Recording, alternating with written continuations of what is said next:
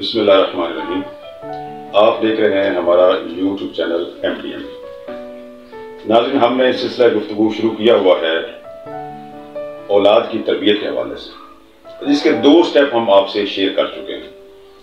پہلا سٹیپ جو حدیث پیغمبر صلی اللہ علیہ وسلم کے مطابق بچے کی پہلے 7 سال کی عمر کا ہے، اور دوسرا سٹیپ جو ہے وہ بچے کی تربیت میں 8 سے 15 سال تک کا ہے۔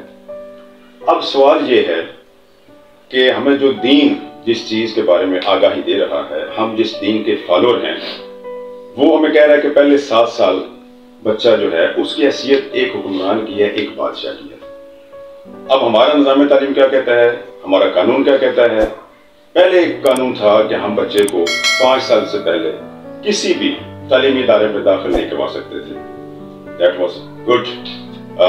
ایک اچھی عادت تھی، ایک اچھا قانون تھا، اور 5 سال سے پہلے کسی بچے کو اسکول میں داخل نہیں کروایا جاتا تھا۔ آج کل جو نظام ہے وہ تبدیل ہو گیا، قانون تبدیل نہیں ہوا۔ والدین نے، ہم نے بالخصوص اپنی سہولت کے لیے، یا بالخصوص مائیں جو ہیں وہ چونکہ بچوں کو ٹائم نہیں دے سکتی، انہوں نے اپنی سہولت کے لیے آج کل ایک نیا ٹرینڈ شروع کر دیا ہے، اور وہ پلے گروپ کے نام سے، KG کے نام سے بچوں کو چھوٹی عمر میں اسکول میں داخل کروا دیتے ہیں۔ اب مجھے یہ بتائیے، اس ایج میں جب بچے کو اسکول میں داخل کروایا جائے گا تو آپ خود سوچئے بچہ کیا سیکھے گا، کیونکہ وہ اس کی شعور کی منزل جو ہے، اس کا سفر جو ہے وہ 7 سال کے بعد شروع ہوتا ہے۔ تو پہلا جو کنٹراڈکشن ہے وہ ہمارا یہاں پہ شروع ہو جاتا ہے، جو بحیثیت والدین ہمیں سوچنا چاہیے کہ کیا ہم یہ کام ٹھیک کر رہے ہیں۔ اگر خدا نخواستہ ٹھیک نہیں کر رہے تو ہمیں سوچنا ہوگا کہ کس کے ساتھ زیادتی ہے۔ کہیں ہم بچے کا بچپن تو نہیں چھین رہے، اس کے کھیلنے کی عمر جو ہے ہم اس کے ساتھ زیادتی تو نہیں کر رہے؟ کیا اس کے بنیادی حقوق میں، بیسک رائٹس میں یہ چیز شامل نہیں ہے؟ اگر شامل ہے تو ہمیں اس بات کی جلدی کیوں؟ ہم 5 سال کا انتظار کیوں نہیں کرتے؟ کم از کم 5 سال ہے، جبکہ دین کہہ رہا ہے کہ آپ نے 7 سال تک بچے کی تربیت جو ہے وہ اپنے گھر میں کرنی ہے، کیونکہ اس کی حیثیت ایک بادشاہ کی ہے، ایک شہنشاہ کی ہے، ایک حکمران کی ہے۔ وہ کسی کا تابعدار نہیں ہے۔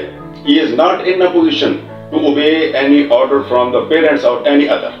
So, it is a message for you کہ ہمیں اس چیز کو سمجھنا۔ اب دیکھیں، 5 سال میں اگر ہم نے بچے کو اسکول میں داخل کروا دیا، کسی حد تک پختہ عمر ہوتی ہے، لیکن 7 سال کے بعد اگر ہم داخل کرواتے ہیں یا 5 سال کے بعد داخل کرواتے ہیں تو بچہ اپنے شعور کی منزل کی طرف سفر شروع کر دیتا ہے، اور اس کا فائدہ یہ ہوگا کہ وہ ہر چیز کو پراپر طریقے سے سیکھے گا۔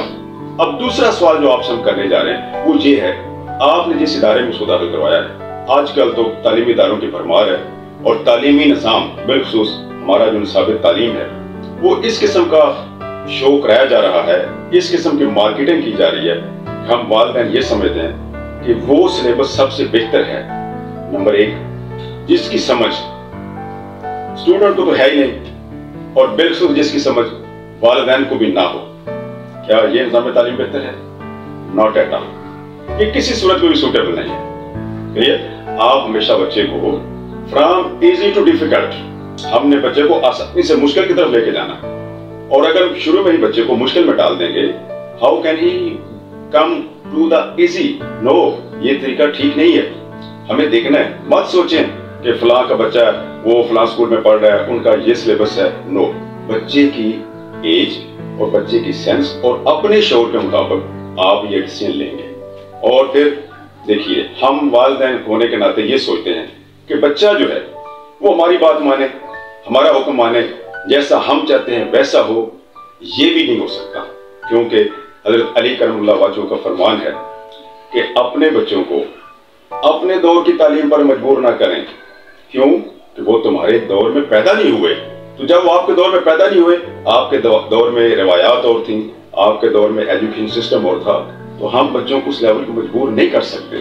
سو ہمیں سوچنا ہوگا کہ کہیں ایسا تو نہیں ہے کہ ہم بچے کے ساتھ کسی قسم کا ایسا رویہ اختیار کریں کہ جس سے بچہ جو ہے اس کی تربیت پہ منفی اثرات مرتب ہوں۔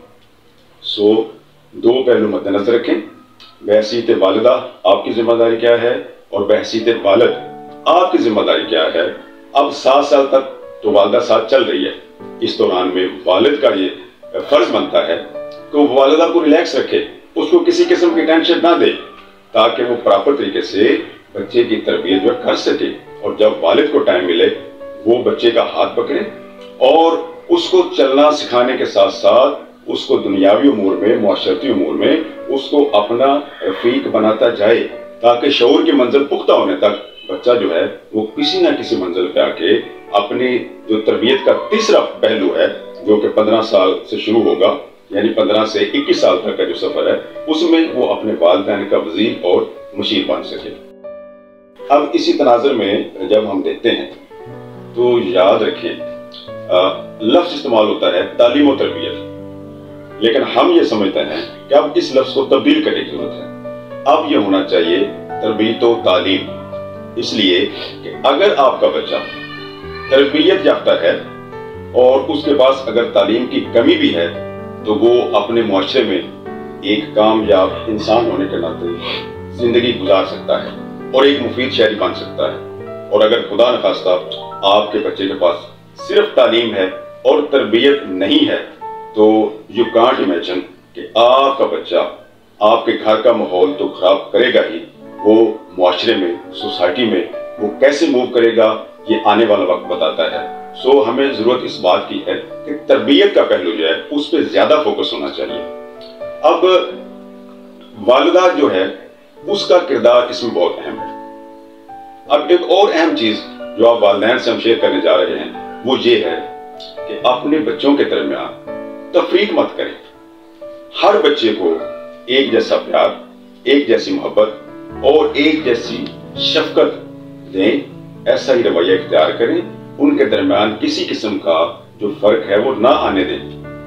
اس کا فائدہ کیا ہوگا کہ آپ کے بچوں کی تربیت جو ہے وہ ایک بیلنس طریقے سے ہوگی۔ جو والدین اپنے بچوں کے درمیان ایسا رویہ رکھتے ہیں، تو مثال کے طور پر بڑے بچے کو زیادہ پیار کیا یا پروٹوکول دے دیا، یا سب سے چھوٹے بچے کو زیادہ پروٹوکول دیا یا اس کو زیادہ پیار دیا، تو باقی بچوں پہ اس کے منفی اثرات مرتب ہوتے ہیں۔ تاریخ میں ایک بہت ہی خوبصورت واقعہ ملتا ہے جناب بی بی سیدہ فاطمہ الزہرا سلام اللہ علیہا کا، کہ ایک دفعہ دونوں شہزادے حسنین شریفین، اپنا تاریخ جو کہتی ہے کہ دونوں شہزادوں نے تختی پر کچھ لکھا اور اپنی والدہ محترمہ کے پاس آ گئے اور عرض کرنے لگے کہ امی جان یہ بتائیے ہم دونوں میں سے خط کس کا اچھا ہے، کس کی لو جو ہے، کس کی تختی جو ہے وہ خوش خطی کے اعتبار سے زیادہ بہتر ہے۔ اب سوچئے کہ وہ ماں جو عام ماں نہیں ہے، وہ والدہ جو عام والدہ نہیں ہے، اور وہ ہستی جو خاتون جنت ہے، اور وہ بچے جو سیدہ شباب اہل الجنت ہیں، تو جو جنت کے نوجوانوں کے سردار ہیں۔ کتنا بڑا امتحان ہے، کتنا بڑا مقابلہ ہے، ایک ماں کے لیے کتنا کڑا امتحان ہے۔ ماں نے دونوں کی تختی لی اور دونوں شہزادوں کو پاس بلا کے فرمایا کہ بیٹا آپ دونوں کا خط بہت اچھا ہے۔ اب شہزادے تھے، بچپن کا عالم تھا، فرمانے لگے اما جان نہیں، آپ کو بتانا ہوگا کہ ہم دونوں میں سے خط کس کا اچھا ہے، کون خوش خط لکھتا ہے۔ شہزادی پریشان ہوتی ہیں، اور پھر جس طرح اس گھر کا، ان ہستیوں کا ایک نظام تھا، شہزادی فرماتی ہیں کہ میں اپنے کان کی ایک بالی یا وہ کانٹا جو میں نے پہنا ہوا ہے، یہ میں فضا میں اچھالوں گی اور اس کے جو 7 موتی ہیں یہ میں فضا میں اچھالوں گی۔ اب دیکھیں گے آپ دونوں کی تختی میں سے جس کی تختی پر 4 موتی گر جائیں گے اس کا خط اچھا ہوگا۔ جیسے ہی سیدہ کونین نے سلام اللہ علیہا نے وہ اپنے بالی یا اپنے کانٹوں کے جو موتی تھے فضا میں اچھالے تو فوراً 3 جو موتی تھے وہ دونوں شہزادوں کی تختی پہ گر گئے۔ اب اتنے میں جناب جبرائیل علیہ السلام کو حکم ہوتا ہے، جبرائیل دیکھ آج میری کنیز خاص کا امتحان ہے، دیکھ 3 موتی دونوں شہزادوں کی تختی پر پہنچ چکے ہیں، جلدی کر، اور 4تھا موتی کسی ایک تختی پر گرنے سے پہلے 2 برابر حصوں میں تقسیم کر کے دونوں شہزادوں کی تختی پر آدھا موتی گرا دے، تاکہ ایک ماں جو ہے وہ اپنے امتحان میں کامیاب ہو سکے۔ آج دیکھیے کتنی خوبصورت مثال ہے۔ اللہ رب العزت بھی یہ نہیں چاہتا کہ آپ بچوں کی تربیت میں اور ان کے درمیان کسی قسم کی تفریق کریں اور دونوں کو برابر لے کر چلیں، گویا دونوں وہ شہزادوں کو बराबर हिस्से में जब मोतियों के तख्ती पर गिरे तो वालिदा मुहतरमा ने जो सईदा कौनैन है फरमाती हैं, शहजादो मैंने नहीं कहा था कि तुम दोनों की लिखाई बहुत अच्छी है। हमारे लिए, हमारी उन माँ बहनों के लिए जो तरबियत की समझ से गुजर रही हैं, इसमें बहुत बड़ा सबक है। आप सीखें, कभी भी किसी एक बच्चे को दूसरे बच्चे पर प्रेफर ना करें, ताकि हम किसी तरीके से खुदा न खास्ता बच्चों की तरबियत में कोई गैप या कोई कमी बाकी ना रहे। अब तरबियत के हवाले से वालिदा का किरदार जो है उस पर हम गुफ्तगू कर रहे हैं। अब देखिए, इसी घराने से जो कि बड़ा इज्जतों वाला घराना है, जो कि बड़ा शान वाला घराना है, ये वो घराना है कि जिस घर में वही का नुज़ूल होता रहा। ये वो घराना है कि जिस घर में पैगंबर अकरम सल्लल्लाहु अलैहि वसल्लम भी दस्तक देकर इस आस्ताने पर हाजिर होते थे। उसकी मिसाल लेकर हम अपनी औलाद की तरबियत के हवाले से गुफ्तगू कर रहे हैं। अब देखिए, माँ का कितना बड़ा अहम किरदार है, कितना बड़ा रोल है अपनी औलाद की तरबियत में। तारीख में एक वाक़या मिलता है कि बीबी सैयदा फातिमा ज़हरा सलामुल्लाह अलैहा खातून जन्नत, और आपने अपने बच्चों को इस तरीके से उनकी तरबियत ली कि इस तरीके से उनको साथ लेकर चलती हैं।